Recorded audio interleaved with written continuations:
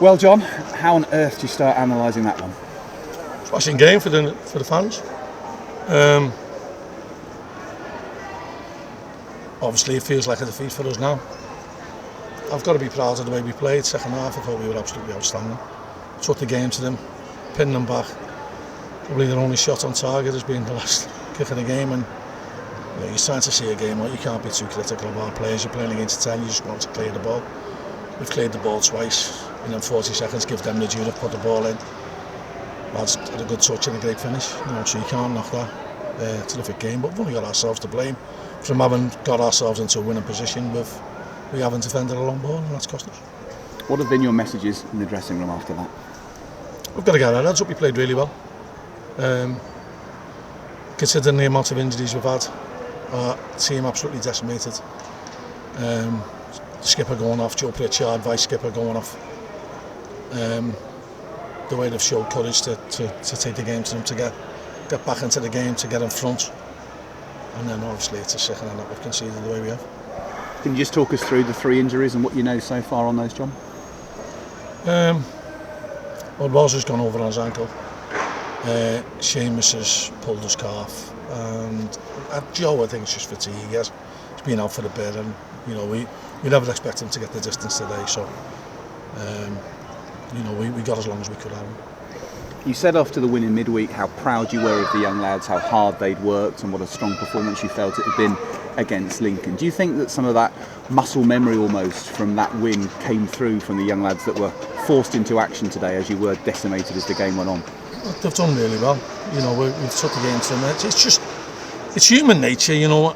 Every team in the world, if they'd have scored and gone the way we did, 40 seconds to go, every team in the world would take a step back and just try and see it out. Unfortunately, we've dealt with everything that they've thrown at us in the second half magnificently, and a long ball, a nick on, and all of a sudden the lads got the ball in a good bit. It's a great finish. They've got to take me out off to. It was a smashing finish. Yeah, possibly the only place that he could have scored was right where he did, and fantastic finish. But it's sickening. It feels like a defeat. It feels like a defeat, and I can of course see why that would be the case, John. But looking at the team that you had by the end of the game, the team you had even at the start of the game, surely you must look at that game with a sense of pride that you've come here and got a point, if that had been offered to you at the start of the afternoon.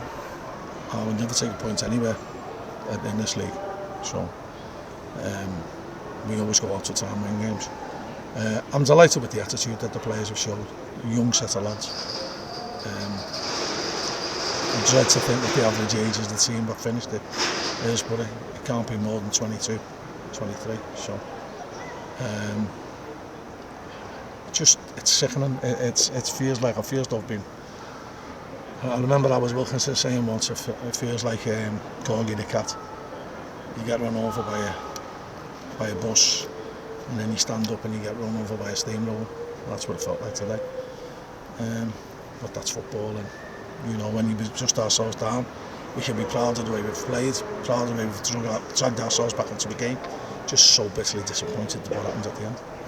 But against a team that have only been beaten here once all season, John, you've got a group of young lads there who largely have got you through that and have come so close to winning that game. It must give you confidence going into the Christmas period and into the second half of the season that you've got young players that are acquitting themselves perhaps better than you maybe thought they might at this stage of their own development against a side like this. I mean, the worry is that the injuries are stacking up on us. That's the worry. It's frustrating, but I'm delighted for the way the lads have played. I can't ask for any more effort than what I get off them. And when you're a manager and you get that off players, it's very, very hard to be critical. I'm seething now with the goal, but when you look back at it, it's a great goal. I'm just so disappointed that we just couldn't defend a long one.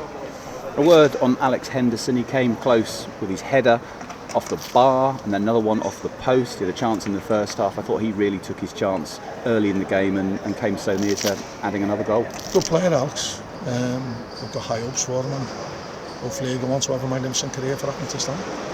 And Brad Hills, emergency striker, complete with back heels, giving you a new thought up front maybe? Yeah, he is a good player. He's a fantastic footballer. You know, I know wherever I ask him to play, he'll do a good job for us. What were your thoughts on the sending off? He's last man, isn't he? And the lad's clean through. You know, on another day we'd have had 3 penalties. Did you feel they were good claims? Well, 2 of them were at least. Not just me said that, the fourth official concurred with us, but that's football, you know, and it's better this way, I think, than VAR. You know, the lads can go, or the fans can go and argue about that over a pint. And I think that's the beauty of football, and I think it's getting too sterile at the moment. And, you know, you should be looking at what goes on the pitch and not really concentrating too much on the referees. They're only human referees, and it's very, very difficult when the game's getting played so quick to make calls. So you've just got to respect them and respect their decision. Well, John, many congratulations on a heroic team performance today, and it's a shame in the last few moments that it couldn't have been more. Thank you. Thanks a lot.